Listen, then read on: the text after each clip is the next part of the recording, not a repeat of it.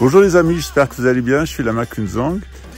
Aujourd'hui, nous allons parler de la Terre. Est-ce qu'elle tourne ou est-ce qu'elle tourne pas rond? En réalité, pour comprendre ce qui est en train de se passer, eh bien, il faut partir d'un grand choc culturel qui est intervenu en Occident au XVe siècle.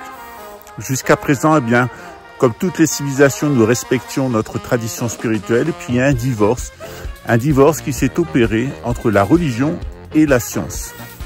Et de ce divorce est née la société moderne. Cette société moderne, elle est en pleine crise. Comme l'avait annoncé il y a presque une centaine d'années maintenant Ramana Maharshi, un des grands sages de l'Inde, eh bien l'Occident va connaître une très grande crise de confrontation avec la vérité, tout simplement parce que l'Occident est passé par une phase d'immaturité qu'a connue l'Inde il y a des millénaires. C'est ce qu'on appelle la révolte des Kshatriyas. La révolte des Kshatriyas, c'est quand la noblesse, qui est devenue financière, conteste la noblesse terrienne, conteste la religion et vont imposer son propre système qu'on peut appeler de luciférien. Dans le bouddhisme, on n'a pas connu cet épisode luciférien. Nos scientifiques et nos religieux ont toujours collaboré. On est religieux, on est scientifique, indépendamment de l'un de l'autre, parce qu'il n'y a pas d'université laïque dans le cadre de notre tradition. Il n'y a pas non plus d'université religieuse, puisqu'en fait, nous nous plaçons du point de vue de la spiritualité et de la connaissance pure. Je vous invite à une lecture du Coran à travers le bouddhisme. On le fait souvent sur cette chaîne. Vous allez voir que la tradition bouddhiste, eh bien, est parfaitement conforme à la tradition islamique. C'est bien pour cela que le Bouddha est traité dans le Coran en tant que prophète. Il est Dhul Kefil, le bienheureux. Et c'est à ce bien bonheur, à ce bonheur à l'intérieur de vous, que je vous invite, non pas à travers l'islam, qui est actuellement eh bien, très décrié et très coloré culturellement, mais à travers le bouddhisme, qui a la chance d'être resté une tradition parfaitement ésotérique.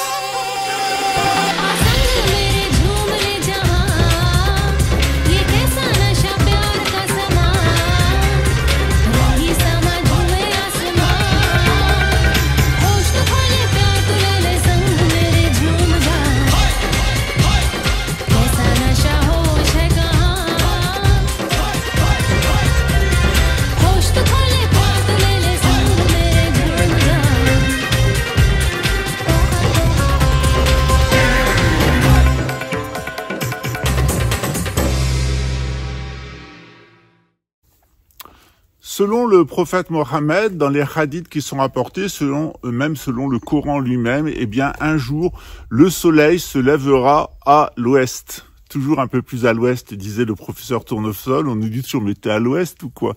Eh bien, justement, dans le futur, le soleil va se lever à l'ouest. Pourquoi?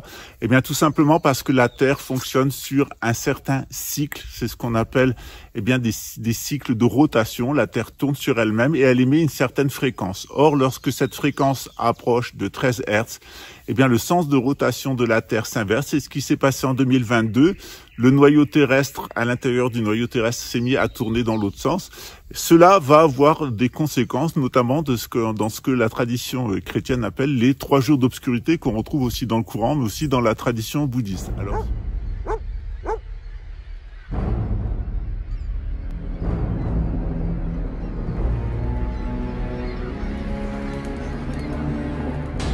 Alors, si vous voulez en savoir plus, comme dans le bouddhisme, eh bien, il n'y a pas d'opposition entre la science et la conscience, entre la science matérialiste et la religion, qui est la science de la conscience, eh bien, on va faire un petit point scientifique. Vous allez voir que c'est pas sorcier du tout. Le noyau terrestre est constitué de 2 éléments. une sphère solide qui baigne dans du fer à l'état liquide. Les flux de chaleur qui partent du centre de la Terre mettent ce liquide en mouvement. La matière se déplace alors en formant des tourbillons qui suivent toujours l'axe des pôles. Ces mouvements génèrent un courant électrique très fort, très intense. Maintenant, petite expérience. Je vais faire circuler un courant électrique dans ce fil conducteur près duquel j'ai placé une boussole. Et que se passe-t-il quand le courant électrique circule? L'aiguille de la boussole est déviée.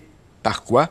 Par le champ magnétique généré par le courant électrique qui circule. Eh bien, il se passe à peu près la même chose à plus de 3000 km sous nos pieds. Le courant électrique qui circule dans le fer à l'état liquide génère un champ magnétique. Voilà pourquoi notre bonne vieille Terre se comporte comme un aimant. Alors, petite précision, l'axe des pôles magnétiques est légèrement décalé par rapport à l'axe des pôles géographiques. En ce moment, il est incliné d'environ 11 degrés par rapport à l'axe de rotation de la Terre. Pourquoi le champ magnétique terrestre s'inverse-t-il? Qui n'a pas joué à l'exploration en essayant de naviguer avec une boussole? Depuis le XVe siècle, les propriétés directionnelles de ces petites aiguilles magnétiques sont connues des navigateurs. Elles reflètent l'existence du champ magnétique terrestre qui, en plus de fournir un moyen d'orientation fiable, protège également la Terre et sa biosphère du rayonnement solaire. Cependant, le champ magnétique terrestre est loin d'être stable. Les pôles magnétiques ne sont pratiquement pas fixes et leur position change au fil des années, jusqu'à s'inverser.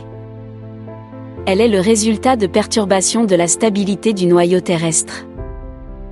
Théoriquement, le champ géomagnétique s'affole alors pendant une courte période de 1000 à 10 000 ans, pendant laquelle les pôles magnétiques se déplacent rapidement sur toute la surface du globe, ou disparaissent.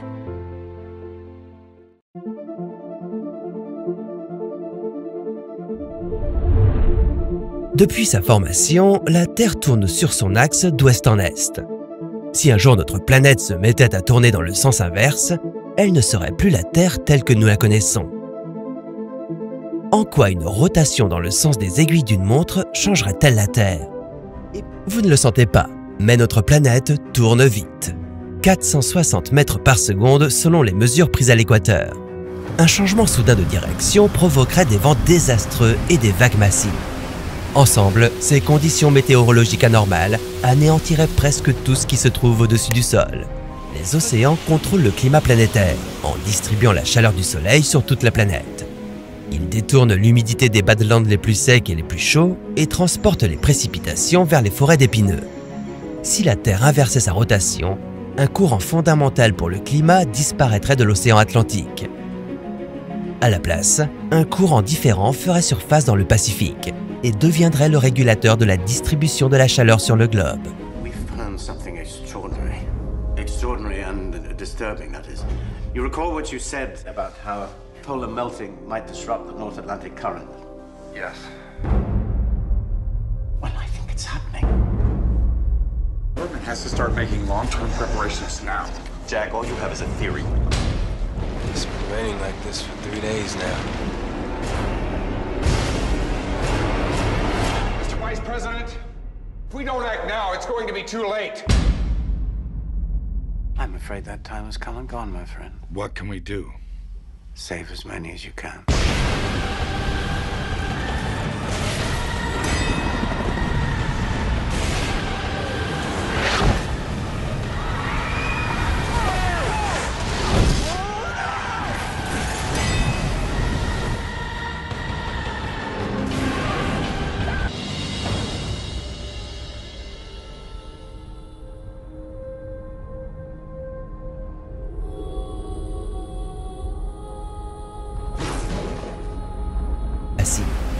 Ensemble, ces conditions météorologiques anormales anéantiraient presque tout ce qui se trouve au-dessus du sol. Faisons donc abstraction de cette transition chaotique. Imaginons-nous plutôt que notre planète ait inversé sa direction il y a des milliards d'années, tout comme notre voisine Vénus. Vous verriez le Soleil et la Lune se lever à l'ouest et se coucher à l'est. Et vous ne croiriez jamais que le Sahara puisse être un désert. Tout cela parce que cette nouvelle rotation générerait des conditions climatiques entièrement nouvelles sur tous les continents. Ce nouveau courant ferait reculer les déserts d'Afrique et d'Eurasie. il faudrait aller de l'autre côté de la planète pour faire du quad dans un paysage doré. Au Brésil, plus précisément. Les États-Unis deviendraient également très arides dans le sud. Mais aucune de ces nouvelles toundras ne serait aussi sèche que le désert du Sahara aujourd'hui. Il y aurait beaucoup plus de végétation sur la planète. Ce serait plus d'oxygène pour tout le monde. Mais ceux qui vivent en Europe occidentale vivraient un choc. En effet, le courant du Pacifique pousserait beaucoup d'eau froide dans cette direction, apportant des hivers glaciaux dans la région. La Russie, en revanche, se réchaufferait et cesserait d'être le pays le plus froid de la planète. Mais au fait, et si elle s'arrêtait tout simplement de tourner? Ça, c'est une autre histoire pour un autre. Et si? Voilà, j'espère que vous avez tout compris. Une fois de plus, eh bien, il y a des gens qui sont immatures, qui sont complètement sectaires, qui sont en lutte contre la religion. Eh bien, c'est complètement inutile d'être en lutte contre la religion parce que la religion, c'est simplement la forme ancienne de la science. Et avec les appareils techniques que l'on a maintenant, eh bien, on n'a pas besoin d'une confirmation de nos traditions. Ça ne sert à rien. Mais pour les Occidentaux qui avaient besoin d'une confirmation de leur propre tradition, eh bien, la science moderne le fait. Tout ce que la science fait actuellement, c'est confirmer tout ce qu'ont toujours dit nos traditions anciennes. Dans le bouddhisme tibétain, on utilise depuis des milliers d'années le battement binaural, les fréquences hertziennes, etc. Tout ça, c'est parfaitement connu. Les sons, les formes, les hormones, etc. Tout ça, c'était parfaitement connu. Alors, il n'y avait pas le même vocabulaire que maintenant. On utilisait un vocabulaire sanskrit, le vocabulaire de l'Inde. Mais on savait tout ça et on en tirait des bénéfices au quotidien. Alors, quand l'Occident arrêtera d'être immature, bien, il deviendra adulte. Et comme il s'est comporté comme un sale enfant gâté, eh bien, il va avoir une punition, une fessée, un petit châtiment. C'est ce qu'on appelle la fin des temps. Alors vous êtes prêts à cette fin des temps, à cette remise en cause, à cet apocalypse, à cette révélation? Bien, nous, en tout cas, bouddhistes, on est prêts depuis longtemps parce qu'on a l'enseignement du Bouddha, puis on a aussi l'enseignement de nos potes chrétiens et de nos potes musulmans. Voilà. En attendant un petit moment difficile à passer, mais on y arrivera. Pourquoi? Parce que l'amour vaincra.